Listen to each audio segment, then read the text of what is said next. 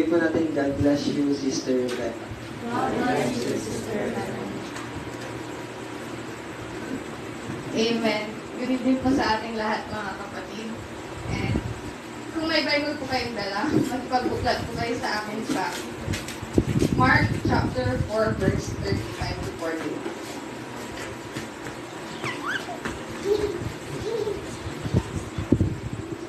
Amen.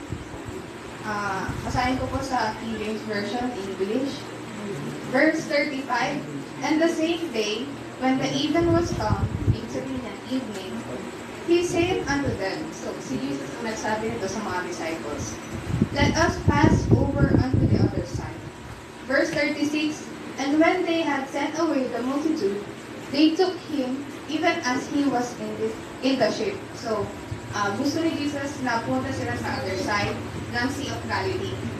And nung sumakay si Jesus sa ship, sumunod din yung disciples sa sumakay.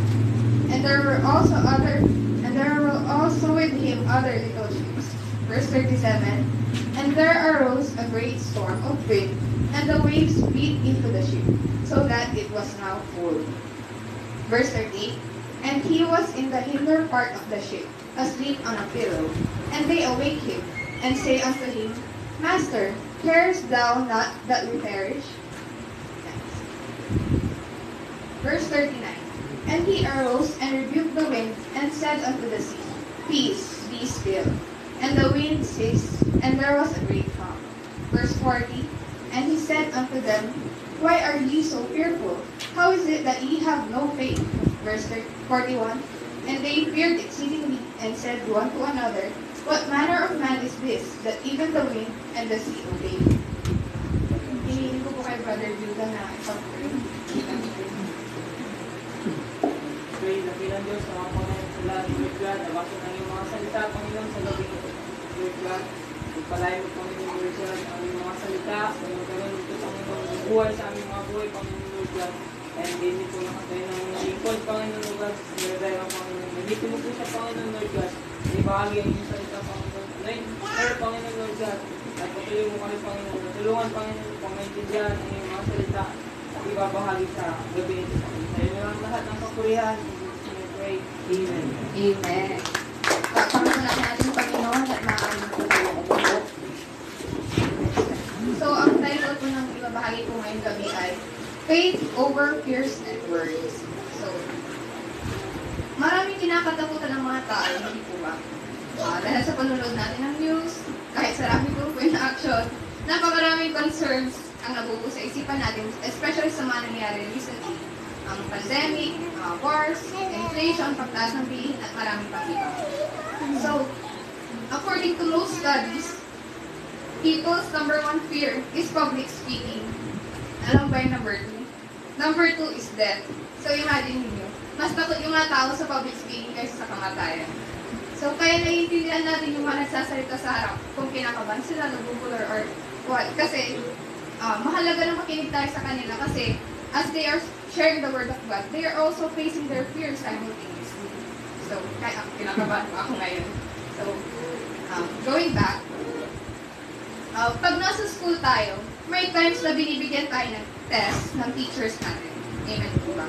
So, mga estudyante, di ba? Mga estudyante rin. Nagkakaroon ng test sa school. So, minsan surprise quiz, minsan major exam, first grading, second grading, sa college naman, prelims, midterms, semifinals, finals. So, ganun yung mga tests. And usually, ang mga test na ito ay nakadesign para makita ng teacher kung yung mga natutunan natin na tinuro nila in preparation to where you are going next. So, when we say where you are going next, ano ba ibig sabihin ito? Ibig sabihin niya, the next grade level or year level. Siyempre, kung grade 8 ka, next grade 9. So, para makapunta ka sa next grade level, it involves a test. And based sa experience ko, and sa mga kakilala ko din, meron ba dito ang estudyante na na-excite or masaya pag may test? Di ba pala? Or kukunti lang, si Karen daw, I just heard, na-excite daw siya pag may test. So, yun. Di ba or kukunti lang yung masaya pag may test? Pero listen, alam ng lahat ng estudyante na ang test ay part ng curriculum. Hindi ka makaka-next level kung walang test. bago ka pumasok, alam mo rin na may test per year level. So, and part of your curriculum, and part of your life, and my life, by God, is having tested or undergoing a test. So, a good teacher will test you sa mga tinuro niya, di ba? Hindi sa mga hindi mo alam, dapat yung alam mo or naturo niya. So, Jesus also loves giving tests to His disciples. Gusto niyo malaman kung naniniwala ba yung mga disciples or nakikinig lang sila at hindi sinasabuhay yung mga sinasabi ni Jesus. And isang event ito, yung nabasa natin kanina, which is, siguro narinig nyo na yun, yung story na kinalm ni Jesus yung sea. And i-dissect natin yung 7 verses na binasa natin. Next slide.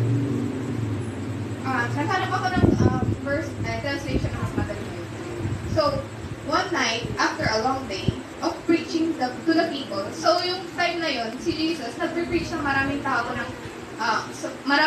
sa iba't ibang lugar kasama ang disciples.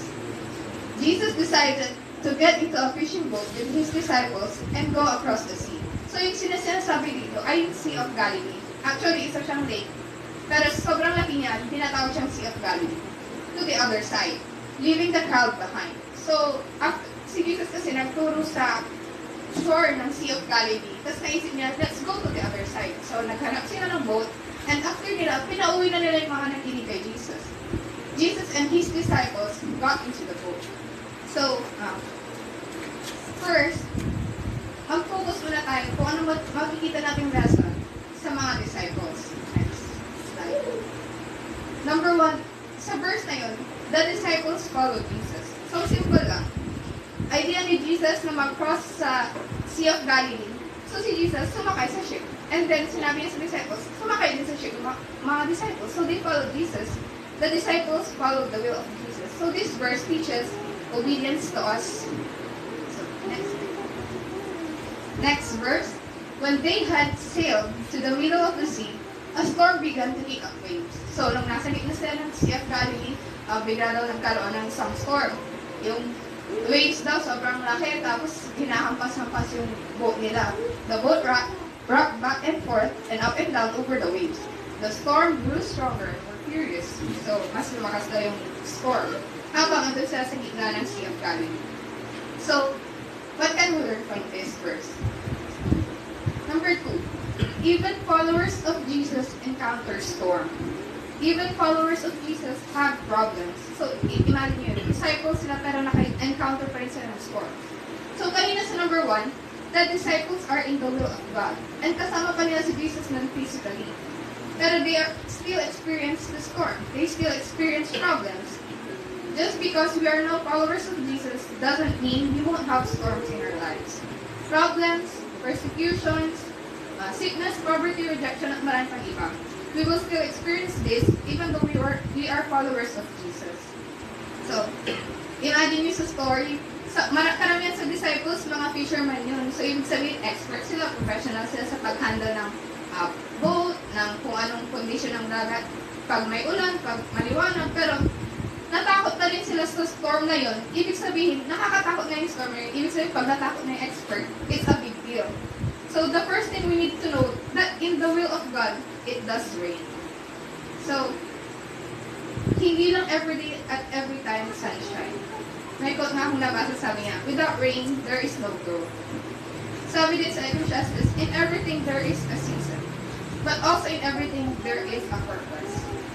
People ask, why am I going through this even though I'm serving God? Bakit ba ako nakakaranas na ito?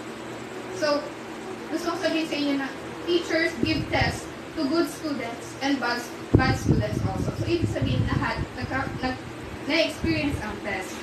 So, there is no exemption. But the good news is, we have Jesus with us. So, next slide. Next verse. Large waves emerge and were breaking into the boat. Sobrang laki ng mga wave, pumapasok na yung tubig dun sa boat nila. Hindi naman siya parang Titanic na sobrang laki, ano lang siya, basta made of wood.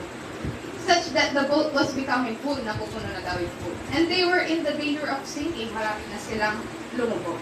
So what can we learn from this? Next slide. Let go of things you can't control. So, pumapasok na yung tubig sa boat. And you cannot control that. That is out of your control. Hindi mo naman pwedeng i-waterbend yung, yung tubig para hindi pumasok sa boat.